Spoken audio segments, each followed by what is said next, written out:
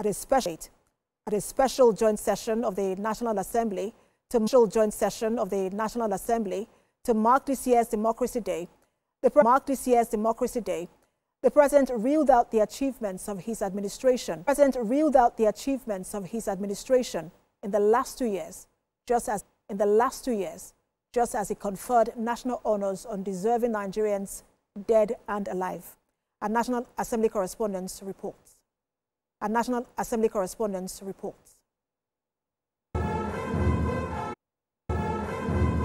President Bola Tinubu arrives the hallowed 12th presidential election, recollecting the struggle for its revalidation. Nigeria is at an inflection point, undergoing structural and fundamental change towards a secure future. Our administration is fully committed to boosting the economy and productive base through investment in critical infrastructure. Today reels out the landmark achievements of the 10th House. It challenges Mr. President to take decisive interventions in the power sector as he seeks that Nigeria institutionalizes presidential address every June 12 before the National Assembly. Now we require an equally decisive intervention in our power sector.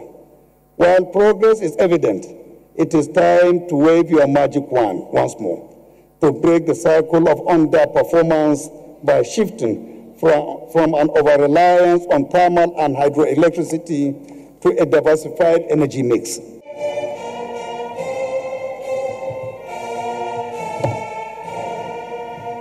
That President Bola Tinubu has cleared the air on alleged plots to turn Nigeria into a one-party state, lawmakers have challenged opposition political parties to put their houses in order and contribute towards strengthening the nation's democracy.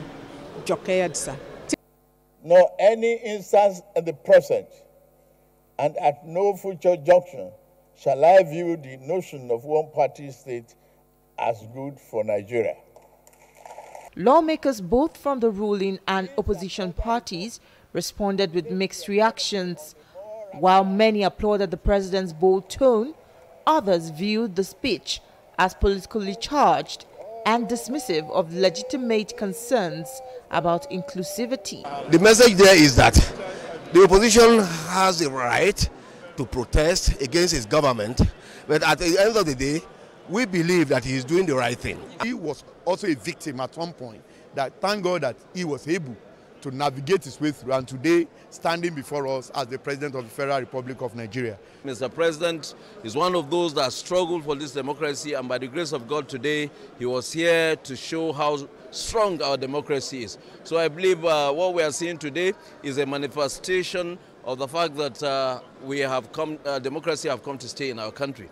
Lawmakers recall that last year there were speculations about if President Bola Tinubu will address the National Assembly or not. Eventually, he came there as a special guest, and then he said, out of respect for the lawmakers, he decided to address that gathering. But this time, this was a more planned and programmed event where the president came to the National Assembly solely to address a joint session of the legislature, that's the House of Representatives, and indeed the Senate. But this time he was coming to a more, let me say, homely atmosphere, because you know that a number of senators have defected from other political parties to the All Progressives Congress. So it was a familiar terrain for him, because a lot of these senators are members of the All Progressives Congress. So it was easy, and it was easy for him to, be warmly received by these lawmakers. And he also used this opportunity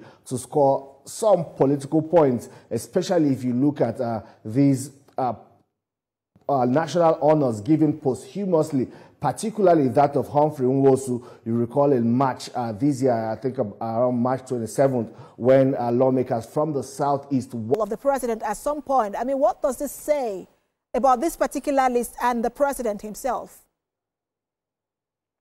Well, it also shows that the president understands that democracy is not just for the All Progressives Congress or the People's Democratic Party. It's a government of the people, by the people, and for the people. And if these individuals, have fought for the actualization of democracy in Nigeria, then they should be given their flowers. They should be recognized. And that's what President Bola Tinubu just did today at the National Assembly. It also won, critics a lot of names. Thank you so much for that update, Femi, as State House correspondent. Thanks, Precious. Right, we're going to stay on the Democracy Day, but that will be after the break. We'll be speaking with the son of one of the honorees at